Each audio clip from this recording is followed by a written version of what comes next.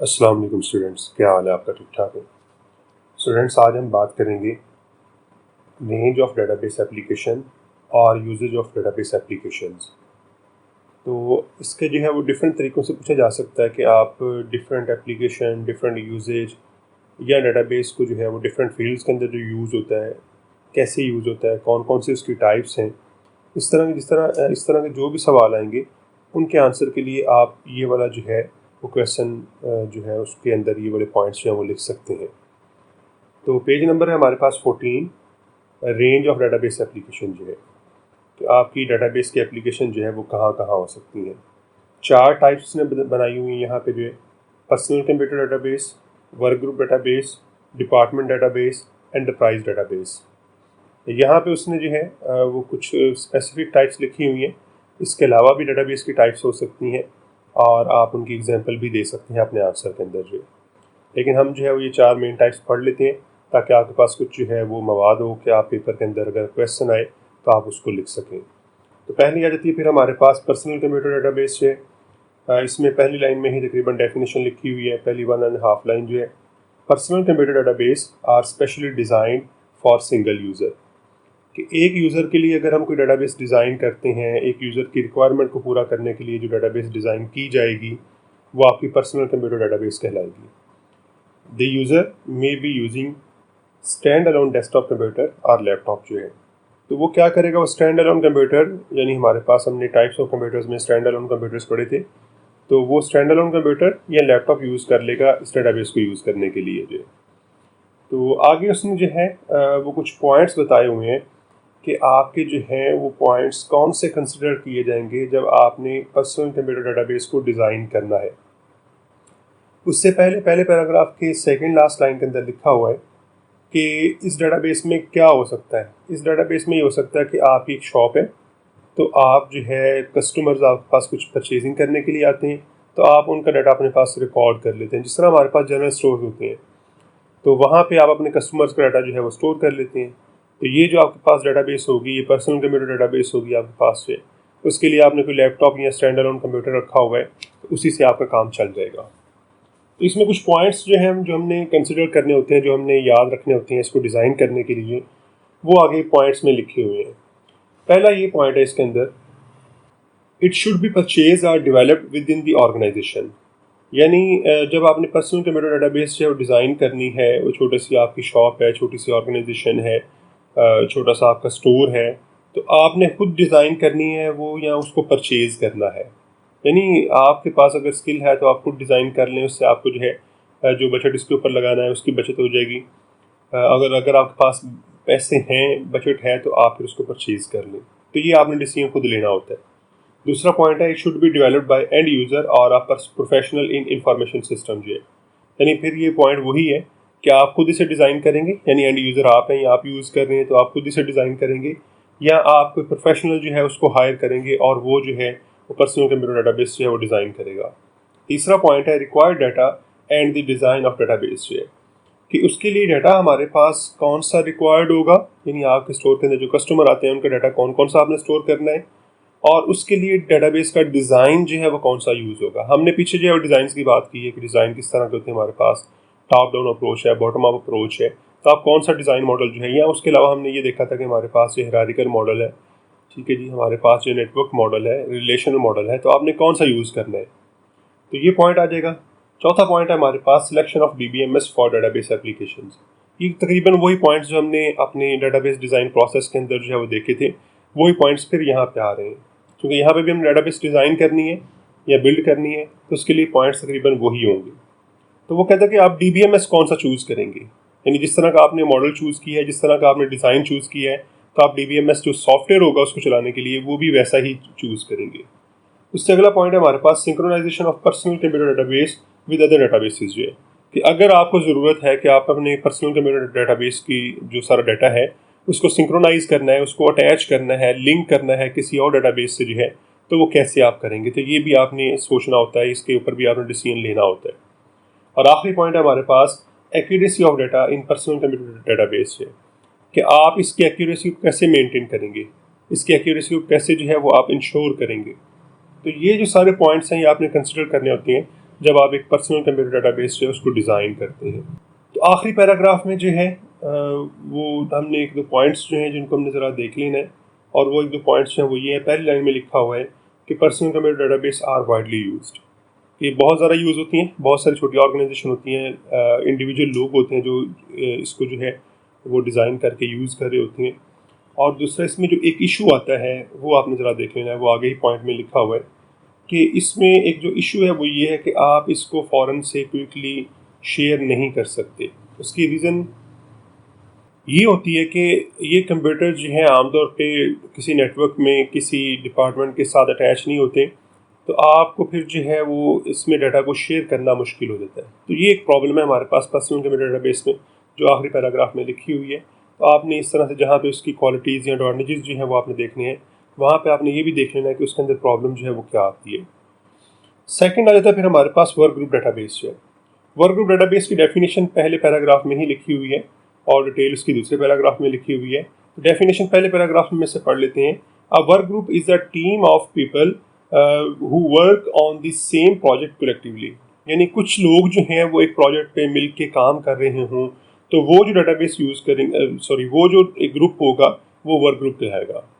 अब आगे जो है हमारे पास work group normally consist of less than 25 people, कि तकरीबन 25 या 25 से कम जो लोग होते हैं ना वो वर्क ग्रुप कहलाते हैं। A type of database that is specially design to support work group is known as work group database. और इन लोगों को सपोर्ट करने के लिए, इन लोगों का तमाम का जो है डाटा स्टोर करने के लिए, ये आमतौर पर ये लोग जो होंगे ना वो एक ही ऑर्गेनाइजेशन के होंगे, तो इनका डाटा स्टोर करने के लिए जो हम डाटाबेस डिज़ाइन करेंगे ना उसको फिर हम कहेंगे कि वो वर्क ग्रुप डाटाबेस है। अब आगे उसने थोड़ी सी और इसकी डिटेल बताई हुई है कि ये डाटाबेस काम कैसे करेगी।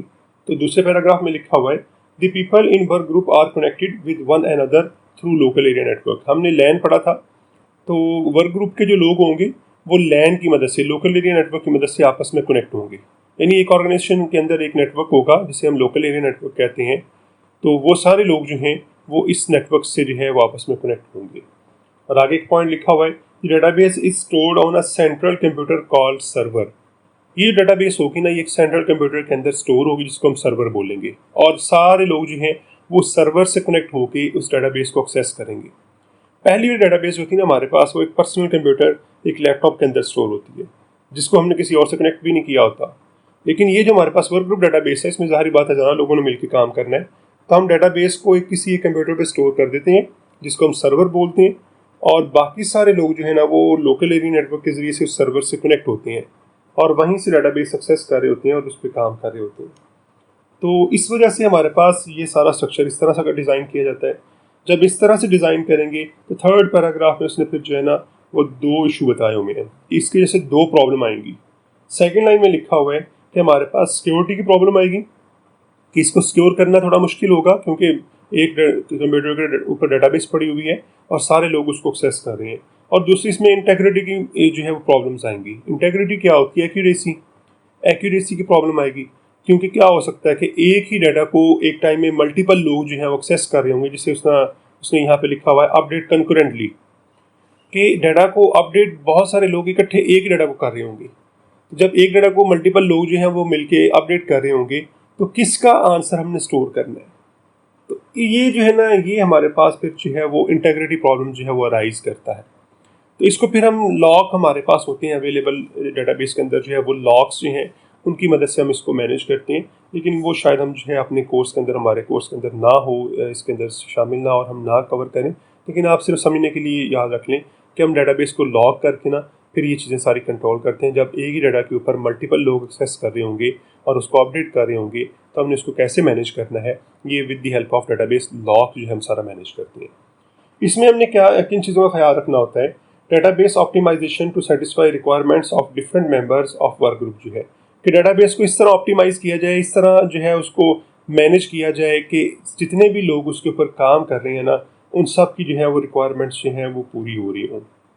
दूसरा पॉइंट है हमारे पास कंकरेंसी कंट्रोल। यही जो भी मैंने बात की है कि जब इतने सारे लोग एक डाटाबेस के साथ मिलकर काम कर रहे होंगे और वो एक डाटाबेस को एक्सेस कर रहे होंगे या अपडेट कर रहे होंगे, तो फिर हमने किसका डाटा जो है, ये किसका डाटा जो है स्टोर करना है, किसका आंसर जो है उसको स्टोर करना है, किसके आंसर को रिजेक्ट करना है, लॉक कैसे लगाना है, ठीक है जी, किसका जो है वो लास्ट आंसर जो है वो सेव होगा, ये सारी जो चीज़ें हैं ये हमारे पास कंकरेंसी कंट्रोल जो है वो कहलाएंगी। और आखिरी पॉइंट हमारे पास ये है decision about the location of different operations for example on server और वर्क स्टेशन। यानी जब आप एक डेटाबेस के ऊपर काम कर रहे हैं, कनेक्ट हैं, तो आप किसी कंप्यूटर से कनेक्ट होंगे, ज़ाहिर बात है, तो कौन सा ऑपरेशन जो है वो आपके कंप्यूटर पे परफॉर्म होगा और कौन सा ऑपरेशन जो है वो सर्वर के ऊपर परफॉर्म होगा। इस चीज़ को मैनेज करना जो है ना ये भी इसके अंदर ज़रूरी होता है। ठीक है जी। तो ये हमारे पास कुछ पॉइंट्स हैं वर्क ग्रुप डेटाबेस के जो है। इसके बाद आ जाती है फिर हमारे पास डिपार्टमेंट डेटाबेस जो है। डिपार्टमेंट डेटाबेस पहली दो लाइन जो है वो तकरीबन इसकी डेफिनेशन तीसरी लाइन में इसकी डेफिनेशन है, पहली दो लाइन में इसने बताया हुआ है कि डिपार्टमेंट क्या होता है। A functional unit in an organisation is known as department. एक फंक्शनल यूनिट जो एक काम करने वाला एक हिस्सा होता है डिपार्टमेंट के अंदर, किसी ऑर्गेनाइजेशन के अंदर जो है उसको हम डिपार्टमेंट कहते हैं। मिसाल के तौर पे हमारी ऑर्गेनाइजेशन जो है वो कॉलेज है, इसके अंदर डिफरेंट डिपार्टमेंट्स हैं, इस्लामिक स्टडी डिपार्टमेंट है, कंप्यूटर साइंस डिपार्टमेंट है, इंग्लिश डिपार्टमेंट है, उर्दू डिपार्टमेंट है। तो ये जो सारे हैं ये फंक्शनल यूनिट्स हैं, इनको हम फिर हम कहेंगे कि ये डिपार्टमेंट्स हैं। An organisation may have marketing, production and accounting departments. कि एक ऑर्गेनाइजेशन के अंदर इस तरह के डिपार्टमेंट्स हो सकते हैं, क्योंकि वो ऑर्गेनाइजेशन आमतौर पे किसी और तरह के ऑर्गेनाइजेशन की एग्जांपल ले रहे हैं, तो वहाँ पे फिर इस तरह के हमारे जो है डिपार्टमेंट्स होंगे। और department normally consist of 25 to 100 people जो है। देखें हमारे पास जो थी पहली डेटाबेस उसमें सिंगल पर्सन था। हमारे पास वर्क ग्रुप डेटाबेस के अंदर जो है वो तकरीबन 25 या इससे कम लोग थे। लेकिन जो हमारे पास डिपार्टमेंट डेटाबेस है इसमें हमारे पास 25 से ऊपर और 100 तक लोग हो सकते हैं। तो ये ज़रा आपने पॉइंट्स याद रख लें ताकि आपको जो है जब इनके बारे में डिटेल लिखें तो आप आसानी से ये पॉइंट्स इसके अंदर लिख सकें कि हमारे पास इन डेटाबेसेस में फ़र्क क्या होता है। मेनली यूज़र जो है ना वो आपके कम ज़्यादा हो रहे होते हैं और बाकी चीज़ें भी हमारे पास इसमें शामिल होती हैं। अब ये पॉइंट तो हमारे पास हो गया। तीसरी लाइन में फिर हमारे पास इसकी डेफिनेशन लिखी हुई है, department database are specially designed to support the function of a department.